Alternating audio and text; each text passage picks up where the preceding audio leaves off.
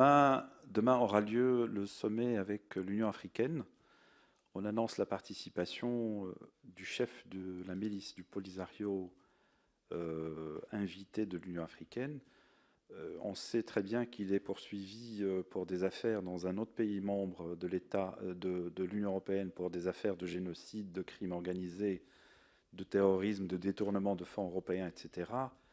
Beaucoup de députés européens se sont élevés contre cette participation qu'ils considèrent pas normale. Quelle est la position de l'Union européenne à ce sujet? Merci.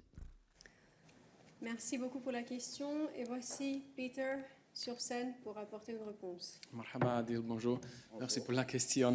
Je pense que c'est très important de clarifier le point fondamental que pour le sommet que vous avez cité, la Union européenne est co-organisateur avec l'Union africaine. Et chaque organisation invite ses membres. Donc, c'est la Union africaine qui est chargée de l'invitation de ses membres. L'Union européenne ne pourrait pas interférer dans cette sélection, dans ce processus de l'invitation dans le côté de l'Union africaine par rapport à ses membres. Donc, c'est utile aussi de préciser que ces décisions et ces invitations de la partie ou du côté de l'Union africaine ne changent pas rien dans notre position comme l'Union européenne sur le Sahara occidental ou, si vous voulez, la République arabe sahraoui démocratique.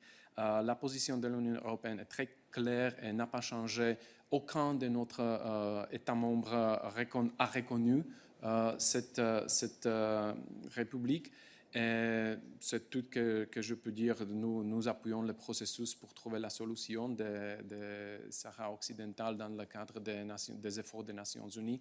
Mais comme j'ai expliqué, l'invitation pour le sommet a été faite par l'Union africaine qui est chargée d'inviter les membres de la partie africaine.